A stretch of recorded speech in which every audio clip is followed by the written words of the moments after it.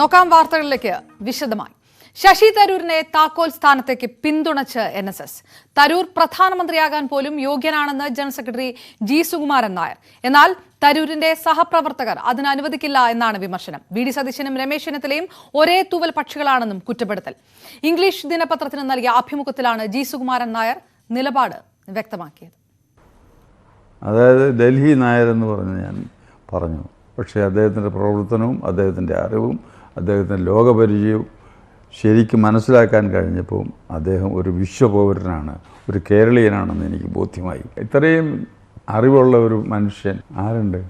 ഇന്ത്യയുടെ പോലും പ്രധാനമന്ത്രിയായിട്ട് ഇരിക്കാൻ യോഗ്യതയുള്ള ആളാണ്. പക്ഷേ കൂട്ടത്തിൽ നിൽക്കുന്നതിന് സമ്മതിക്കാനും പിന്നെ എന്താ ചെയ്യാൻ? അധോഗതി എന്നല്ലാതെ വല്ലതും പറയാനുണ്ട്. തുടർച്ചയായ പ്രസ്താവനകളിലൂടെ NSS തരൂരിനെ പിന്തുണയ്ക്കുകയാണ്. കേരളത്തിൽ കളം നിറയാനൊരുങ്ങുന്ന തരൂരിനെ മുഖ്യമന്ത്രി സ്ഥാനത്തേക്ക് ഉയർത്തിക്കാട്ടുകയാണ് NSSന്റെ ലക്ഷ്യം.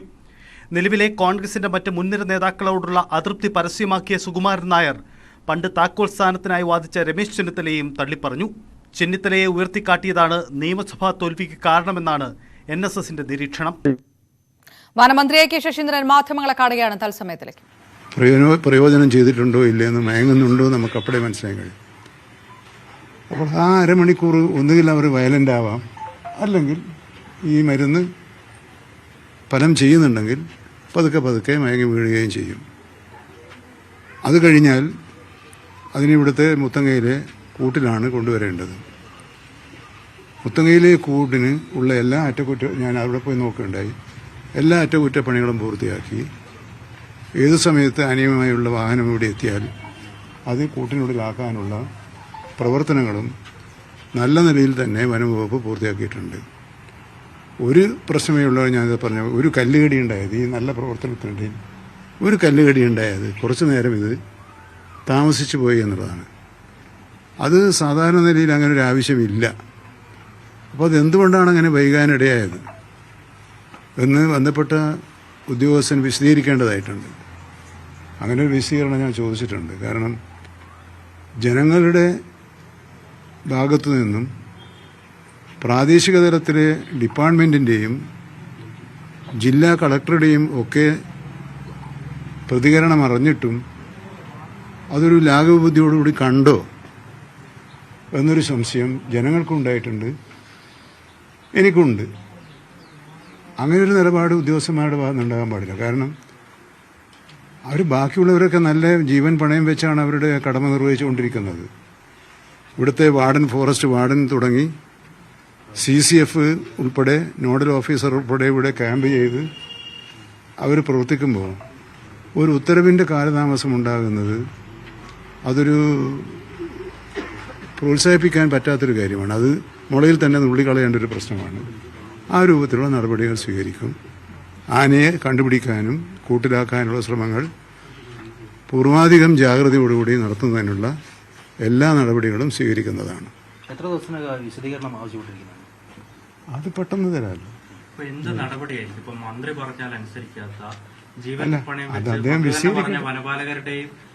അത് നമുക്കിപ്പോൾ ഒരു ഈഫ് വെക്കണ്ട, അദ്ദേഹം തരട്ടെ. അതങ്ങനെയല്ലേ ചെയ്യാം, അദ്ദേഹം തരട്ടെ. സംഭവം മാത്രമല്ലല്ലോ, ഇവിടെ കടുവ ഇറങ്ങുമ്പോൾ ഈ ഒരു അനാസ്ഥ ഉണ്ടാവുന്നു, വൈകുന്നു. പാലക്കാട് PT7 പിടികൂടുന്നതിൽ ഈ അനാസ്ഥ ഉണ്ട് അവിടുത്തെ നാട്ടുകാരടക്കം പറയുന്നു. അതൊക്കെ പരിഹരിച്ചല്ലോ. അതല്ല, ചീഫ് വൈൽഡ് ലൈഫ് വാർഡൻ ഉത്തരവിടുന്നതിൽ വൈകുന്നു എന്നുള്ള പരാതികൾ ഇത് പുതിയ സംഭവമല്ല, മുൻപും. അല്ല, അതെന്താ നോക്കാം, ഞാനതിന് അതെന്താ അങ്ങനെ സംഭവിക്കും. ബാക്കിയെല്ലാവരും വളരെ സിൻസിയറായിട്ട് വർക്ക് ചെയ്യുമ്പോൾ നമ്മളൊരു കല്ല് കടിക്കുന്ന പോലൊരു ഒരു നമ്മളെ പ്രവർത്തനത്തെ ആകെ നിഷ്പ്രഭമാക്കുന്ന ഒരു നിലപാടല്ലേ. അതിന് ഒരു ഉയർന്ന ഉദ്യോഗസ്ഥൻ അങ്ങനെയല്ലല്ലോ ചെയ്യേണ്ടത്. അപ്പോൾ അതിന് അദ്ദേഹത്തിൻ്റെ വിശദീകരണം കിട്ടട്ടെ. മതിയായ കാരണം ഉണ്ടെങ്കിൽ, ഇല്ലെങ്കിൽ തുടർ നടപടികൾ സ്വീകരിക്കാൻ ശുപാർശ ചെയ്യേണ്ടി വരുമല്ലോ. അത് വരട്ടെ, ഇപ്പം അതിനെപ്പറ്റി പറയാൻ അല്ല, അത്ര എക്സ്ട്രീമിലേക്ക് ഇപ്പം നമ്മൾ പോകണ്ട. അദ്ദേഹം പറയുന്നത് കേൾക്കട്ടെ. ഞാനിപ്പോൾ ഇവിടെയുള്ളവർ പറയുന്നത് കേൾക്കാനാണല്ലോ ഇവിടെ വന്നത്. ഇവിടെയുള്ളവർ പറഞ്ഞു, കേട്ടു. അതിൻ്റെ അടിസ്ഥാനത്തിൽ മറ്റു നടപടികൾ സ്വീകരിച്ചു. MLA പറഞ്ഞു, ചെയർമാൻ പറഞ്ഞു, രാഷ്ട്രീയ പാർട്ടി നേതാക്കന്മാർ പറഞ്ഞു. അപ്പോൾ ഇവിടെയുള്ളവർ പറയുന്നത് കേൾക്കാനാണല്ലോ ഞാൻ വന്നത്. ഇവിടെ വയനാട്ടിലെ RRT ടീമിന്റെ എണ്ണമൊക്കെ കൂട്ടുമെന്ന് മന്ത്രി നേരത്തെ പറഞ്ഞിരുന്നു. അത് കൃത്യമായി നടപ്പിലായിട്ടില്ല. ഇവിടെയുള്ള RRT ടീമിനെ തന്നെ മറ്റിടങ്ങളിലേക്ക് അയക്കുന്ന സ്ഥിതിയാണുള്ളത്. ഇപ്പോൾ പാലക്കാട് PT7 പിടികൂടാൻ വേണ്ടിയിട്ട് ഇവിടെയുള്ള വിദഗ്ധരായിട്ടുള്ള കൊമ്പന്മാരെയും കുങ്കികളെയും വനപാലകരെയും RRT ടീമുകളെയൊക്കെ അങ്ങോട്ടേക്ക് അയക്കുന്നു. പിന്നീട് അത് ബുദ്ധിമുട്ടുണ്ടാകുമ്പോൾ ഇങ്ങോട്ടേക്ക് തന്നെ വീണ്ടും തിരിച്ചു വിളിക്കുന്നു. ഇത് വനപാലകർക്കിടയിൽ തന്നെ അവരുടെ ജോലിയെ എല്ലാം ബാധിക്കുന്ന ഒരു സ്ഥിതിയിലേക്കല്ല മുന്നോട്ട് കൊണ്ടുപോകുന്നത്. കൃത്യമായൊരു സിസ്റ്റം വനവകുപ്പിനില്ലേ? അതല്ല, നമുക്ക് മതിയായ അത്ര RRTകളും കുങ്കിയാനയും ഇല്ല, പരിശീലനം ലഭിച്ച ആനകളുമില്ല. പരിമിതമായ എണ്ണം വെച്ച് വേണം ഈ കാര്യങ്ങളെല്ലാം ഒരേ സമയത്ത് വരുമ്പം കുറച്ച് വിഷമം സ്വാഭാവികമായിട്ടും നമ്മുടെ വനപാലകന്മാർക്ക് ഉണ്ടാകും. പക്ഷെ അവർ ജനങ്ങൾക്ക് വേണ്ടി പ്രവർത്തിക്കാനുള്ള സന്നദ്ധത ഉള്ളവരായതുകൊണ്ട് അവർ ആത്മാർത്ഥമായി പ്രവർത്തിക്കുന്നുണ്ടെന്നാണ് എൻ്റെ നോട്ടത്തിൽ. പാലക്കാടായാലും, ഞാൻ പാലക്കാട് ഞാൻ ഇന്നലെ പോയിരുന്നു, പാലക്കാടായാലും അവിടുത്തെ ഉദ്യോഗസ്ഥന്മാരുടെ ഭാഗത്തുനിന്ന് ഒരു വീഴ്ചയും ഉണ്ടായതായിട്ട് അവരാരും പറഞ്ഞില്ല. വനമന്ത്രി A.K. ശശീന്ദ്രൻ മാധ്യമങ്ങളെ കാണുകയായിരുന്നു. വയനാട് വനംവകുപ്പിനെതിരായ പരാതിയിൽ വീഴ്ചയുണ്ടായിട്ടുണ്ട് എന്ന് തന്നെയാണ് നാട്ടുകാരെ പോലെ തന്റെയും കരുതലെന്നും മന്ത്രി പറയുന്നു. ആക്ഷേപം കൃത്യമായി പരിശോധിക്കുമെന്ന് പറഞ്ഞ മന്ത്രി, പക്ഷേ സംസ്ഥാന വ്യാപകമായിട്ടുള്ള വന്യജീവികളുടെ ആക്രമണവുമായി ബന്ധപ്പെട്ട് കൃത്യമായ നടപടികളിലേക്ക് തന്നെയാണ് സർക്കാർ കടക്കുന്നത് എന്നുകൂടി ആവർത്തിക്കുകയുണ്ടായി. വീണ്ടും മറ്റു വാർത്തകളിലേക്ക്. NSS രജിസ്ട്രാർ സ്ഥാനം PN സുരേഷ് രാജിവെച്ചു. ജനറൽ സെക്രട്ടറി G സുകുമാരൻ നായരുടെ നിർദ്ദേശപ്രകാരമാണ് രാജി. സുരേഷിന്റെ അടുത്ത കാലത്തെ ചില പ്രവർത്തനങ്ങളിൽ നേതൃത്വം അതൃപ്തിയിലായിരുന്നു എന്നാണ് സൂചന. സ്കൂൾ മേളകളിൽ ഇനി പാചകത്തിനില്ല എന്ന് പ്രഖ്യാപിച്ച് പഴയിടം മോഹനൻ നമ്പൂതിരി. വിവാദങ്ങൾ വേദനിപ്പിച്ചെന്ന്, വർഗീയ അജണ്ടകളാണ് വിവാദങ്ങൾക്ക് പിന്നിലെന്നുമാണ് പഴയിടത്തിന്റെ നിലപാട്. തൃശൂരിൽ നടക്കുന്ന ദക്ഷിണേന്ത്യൻ ശാസ്ത്രമേളയിൽ നിന്നും പിന്മാറിയതായും പഴയിടം പറഞ്ഞു. കലോത്സവത്തിന് ഊട്ടുപുരയൊരുക്കാൻ പഴയിടം മോഹനൻ നമ്പൂതിരി ഇനി ഉണ്ടാകില്ല. സസ്യാഹാര മാംസാഹാര വിവാദങ്ങൾക്കിടെയാണ് പഴയിടത്തിന്റെ പിന്മാറ്റം. വിവാദങ്ങൾ വേദനിപ്പിച്ചെന്നും വർഗീയ അജണ്ടകളാണ് വിവാദങ്ങൾക്ക് പിന്നിലെന്നും പഴയിടം.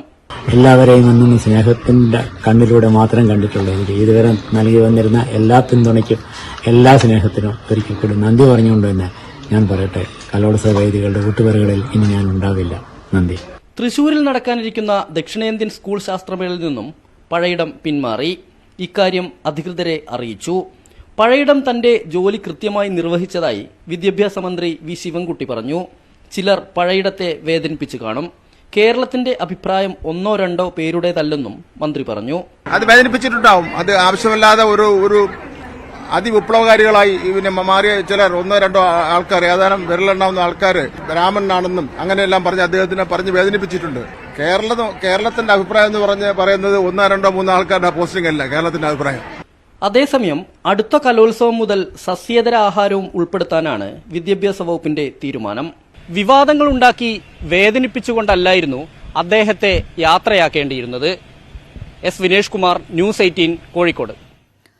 കലോത്സവ സദ്യയെ പ്രകീർത്തിച്ച് മന്ത്രി PA മുഹമ്മദ് റിയാസ്. കലോത്സവ നാളുകളിൽ ഭക്ഷണം വിളമ്പിയത് സംബന്ധിച്ച് ആർക്കും പരാതി ഉണ്ടായിട്ടില്ല. കലോത്സവ വേദിയിലേക്ക് ഇനി ഇല്ലെന്ന പഴയിടത്തിന്റെ പ്രസ്താവനയെക്കുറിച്ച് അറിയില്ലെന്ന് മന്ത്രി പറഞ്ഞു. ഭക്ഷണത്തിൻ്റെ കാര്യം പറയുകയാണെങ്കിൽ അത് ഒരു ലോക അത്ഭുതമാണ്. അതായത് ഒരു ദിവസം 25,000 കാലക്ഷം പേർക്ക് ഭക്ഷണം കൊടുക്കുകയാണ്. ഒരു സർക്കാർ സംവിധാനത്തിൽ ഒരു പരാതിയുമില്ലാതെ 11 മണി മുതൽ 5 മണി വരെയൊക്കെ ഭക്ഷണം കൊടുത്തിരിക്കുകയാണ്. അപ്പോൾ അത് യഥാർത്ഥത്തിൽ ഗിന്നസ് ബുക്കിൽ അപേക്ഷിച്ചാൽ ചിലപ്പോൾ ചേർത്തപ്പെടേണ്ട ഒരു രീതിയാണ്. ഒരു പരാതി ആർക്കും ഇല്ല. നല്ല ഭക്ഷണം കൊടുക്കുന്നു, വളരെ ക്രമീകരണം ഉറപ്പുവരുത്തുന്നു, ഒന്നിനും ഒരു പ്രയാസമില്ലാത്ത നിലയിൽ നൽകാൻ വേണ്ടി പറ്റി. അപ്പോൾ അത് എടുത്തു പറയേണ്ട കാര്യമാണ്. കലോത്സവ ഭക്ഷണ വിവാദത്തിൽ സർക്കാരിനെതിരെ BJP സംസ്ഥാന അധ്യക്ഷൻ K. സുരേന്ദ്രൻ. കലോത്സവ ഭക്ഷണത്തിൽ വിഷം കലർത്തിയത് ഇടതുപക്ഷമാണ്. പഴയിടത്തെ വർഗീയവാദിയായി ചിത്രീകരിക്കാനാണ് ശ്രമം. പഴയിടത്തിനെതിരായ ആരോപണത്തിന് പിന്നിൽ വർഗീയ അജണ്ടയാണ്. ഭക്ഷണം കഴിച്ച് ആളുകൾ മരിക്കുന്നത് തടയാൻ നടപടിയില്ലെന്നും സുരേന്ദ്രൻ കുറ്റപ്പെടുത്തി. സ്കൂൾ കലോത്സവത്തിന്റെ ഭക്ഷണത്തിൽ വിഷം കലർത്താൻ ചില ആളുകൾ ശ്രമിച്ചു. അതാണിപ്പോൾ ഉണ്ടായിരിക്കുന്നത്. അങ്ങേയറ്റം ജനങ്ങളെ ഭിന്നിപ്പിക്കാൻ കലോത്സവത്തിന്റെ ഭക്ഷണവേദിയെ ഉപയോഗപ്പെടുത്തി. അത് ഭരണകക്ഷിയായിട്ടുള്ള മാർക്സിസ്റ്റ് പാർട്ടിയുടെ നേതാക്കന്മാർ തന്നെയാണ് അതിന് പിന്നിൽ പ്രവർത്തിച്ചത്. ഇന്നേ വരെ ഇല്ലാത്തൊരു വിവാദം കേരളത്തിൽ അനാവശ്യമായിട്ട് കുത്തിപ്പൊക്കുകയായിരുന്നു. ജനങ്ങളെ ഭിന്നിപ്പിക്കാനാണ് ഈ ഭക്ഷണ വിവാദം ഇപ്പോൾ ഉണ്ടാക്കിയിരിക്കുന്നത്. അദ്ദേഹത്തെ ജാതീയമായി ആക്ഷേപിച്ചു. ഇന്നേ വരെ പഴയിടത്തിന് അങ്ങനെ ഒരു പരാതി കേൾക്കേണ്ടി വന്നിട്ടില്ല. പക്ഷേ ഭരിക്കുന്ന കക്ഷിയിലെ നേതാക്കന്മാർ തന്നെ, അവരുടെ വളരെ വേണ്ടപ്പെട്ടവർ തന്നെയാണ് ഈ വിവാദത്തിന് തിരികൊളുത്തിയത്. സത്യത്തിൽ സ്കൂൾ ഭക്ഷണത്തിൽ, സ്കൂൾ യുവജനോത്സവത്തിന്റെ ഭക്ഷണത്തിൽ വിഷം കലർത്തിയത് ഭരിക്കുന്ന കക്ഷി തന്നെ. ഇതിന്റെ പിന്നിൽ ജനങ്ങളെ ഭിന്നിപ്പിച്ച് വർഗീയത ഇളക്കിവിടാനാണ് ശ്രമിച്ചത്. അതിന് രാഷ്ട്രീയ നേതാക്കന്മാരും വിദ്യാഭ്യാസ മന്ത്രി അടക്കം അതിന് ഒത്താശ ചെയ്തു കൊടുത്തു. പഴയിടം മോഹനൻ നമ്പൂതിരിയുടെ പിന്മാറ്റത്തിൽ സർക്കാരിനെ കുറ്റപ്പെടുത്തി ഷാഫി പറമ്പിൽ.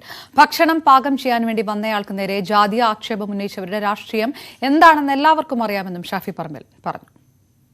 അദ്ദേഹം എത്രയോ വർഷങ്ങളായി വലിയ പരാതികൾക്കൊന്നും ഇടയില്ലാത്ത വിധം എല്ലാവർക്കും സ്കൂൾ കലോത്സവം ദേശീയയിൽ വലിയ ഒരു ഇവന്റിന് കൃത്യമായിട്ട് ഭക്ഷണം നൽകിയിരുന്ന ഒരാളാണ്.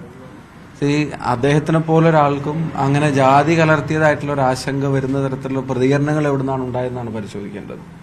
അശോകൻ ചെരുവിലിനെ പോലെ ഒരാൾ ഇവരുടെ ഭരിക്കുന്ന പാർട്ടിയുടെ പുരോഗമന കലാ സാഹിത്യ സാംസ്കാരിക പ്രവർത്തനങ്ങൾക്കെല്ലാം നേതൃത്വം നൽകുന്നവരെന്ന് അവകാശപ്പെടുന്നവർ ഒരു കലോത്സവത്തിന് കൊടുക്കുന്ന ഭക്ഷണത്തിനെ നവോത്ഥാന പ്രവർത്തനമായിട്ടും അതിലെ ജാതീയതയൊക്കെ കാണാൻ ശ്രമിച്ചതൊക്കെ തീർത്തും ഖേദകരമായിട്ടുള്ള സാഹചര്യമായിരുന്നു. അത് പ്രായോഗികതയുടെ പേരിലെടുത്ത തീരുമാനമാണെന്നാണ് നമ്മൾ ഇത്രയും കാലം മനസ്സിലാക്കിയിട്ടുള്ളത്. കലോത്സവ ഉദ്ഘാടന ഗാനത്തിന്റെ ദൃശ്യാവിഷ്കാരത്തിലും വിവാദം തുടരുക തന്നെയാണ്. പിന്നണി പ്രവർത്തകരുടെ താൽപര്യവും സംഘപരിവാർ അജണ്ടയും പരിശോധിക്കണമെന്ന് മന്ത്രി മുഹമ്മദ് റിയാസ് തന്നെ ആവശ്യപ്പെട്ടു.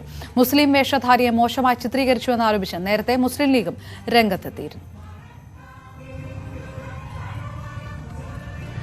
കലോത്സവത്തിലുണ്ടായ സംഭവം വളരെ ഗൗരവത്തിൽ പരിശോധിക്കുമെന്ന് വിദ്യാഭ്യാസ വകുപ്പ് മന്ത്രി തന്നെ പറഞ്ഞിട്ടുണ്ട്. അതിൻ്റെ മറ്റ് കാര്യങ്ങളൊക്കെ തന്നെ ആ പരിശോധനയ്ക്ക് ശേഷം പറയാവുന്നതാണ്. എന്തായാലും അത് ഒരു തരത്തിലും അംഗീകരിക്കാൻ വേണ്ടി പറ്റുന്ന ഒരു രീതിയല്ല. അല്ല, അത് പരിശോധിക്കപ്പെടണം. ഇതിൽ പങ്കുകൊണ്ടവർ ആ പങ്കുകൊണ്ടവരുടെ താല്പര്യമെന്ത്, ഇതിൻ്റെ ഉത്തരവാദിത്തമുള്ള ഈ പറയുന്ന ആളുകളുടെ താല്പര്യം എന്ത്, അത് അവർ ബോധപൂർവമാണോ അല്ലയോ എന്നൊക്കെയുള്ള പരിശോധിക്കണം. അവർ അതിന് ഒരു എന്ത് ന്യായീകരണം പറഞ്ഞാലും അത് അംഗീകരിക്കാൻ വേണ്ടി പറ്റുന്നതല്ല. പരിശോധിക്കപ്പെടണം, വളരെ ഗൗരവത്തിൽ പരിശോധിക്കപ്പെടേണ്ട വിഷയമാണ്.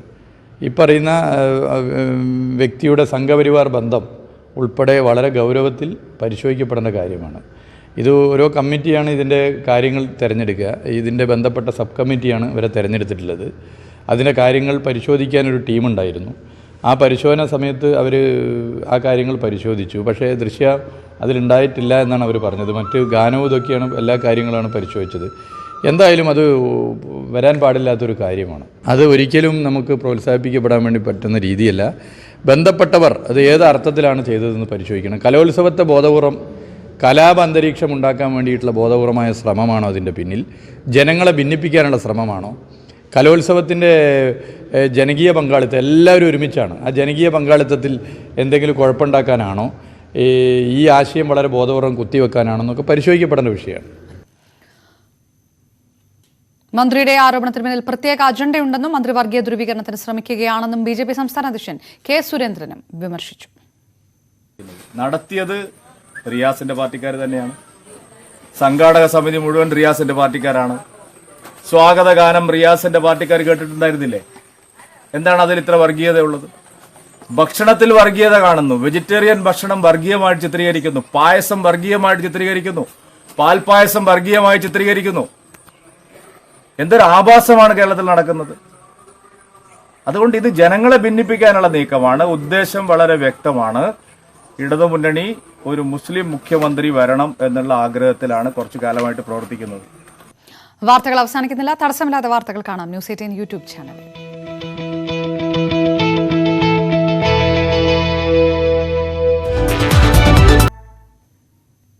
വിഷം വിളമ്പുന്നവർ.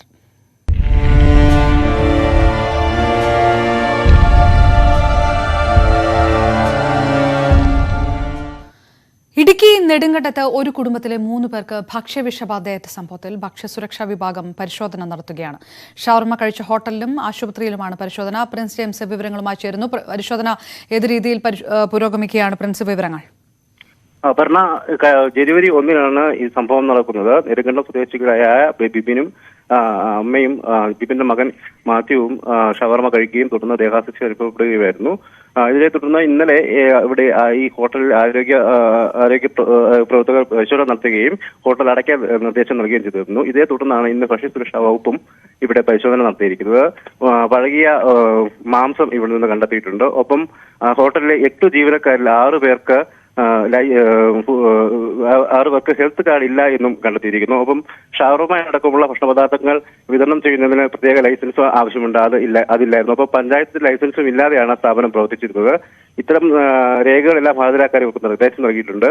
അതേസമയം കഴിഞ്ഞ ദിവസം ഈ ആശുപത്രിയിലെത്തിയ മൂന്ന് പേര് കഴിഞ്ഞ ദിവസം ഡിസ്ചാർജായി വീട്ടിലേക്ക് പോയിരുന്നു. എങ്കിലും ഇന്ന് രാവിലെ ബിബിന്റെ അമ്മ ലിസിക്ക് ദേഹാസ്വസ്ഥ അനുഭവപ്പെടുകയും തുടർന്ന് നിലവിലത്തെ സ്വകാര്യ ആശുപത്രിയിൽ എത്തിക്കുകയും ചെയ്തിട്ടുണ്ട്. ഇവരിവിടെ ചികിത്സയിലാണ്. എങ്കിലും ഇവരുടെ ആരോഗ്യനില തൃപ്തികരമെന്ന് തന്നെയാണ് ആശുപത്രി അധികൃതർ അറിയിക്കുന്നത്. ഇവിടെയും ഭക്ഷ്യസുരക്ഷാ വകുപ്പും ഭക്ഷ്യസുരക്ഷാ വകുപ്പ് പരിശോധന നടത്തിയിരുന്നു. ഡോക്ടർമാരിൽ നിന്നും നിർദ്ദേശങ്ങൾ സ്വീകരിക്കുകയും അവരുടെ വിവരങ്ങൾ തിരക്കുകയും ചെയ്തിരുന്നു. ആവർണ പ്രിൻസ് ജെയിംസ് വിവരങ്ങൾ നൽകിയത്. ന്യൂസ് 24 പൂർണ്ണമാകും. നമസ്കാരം.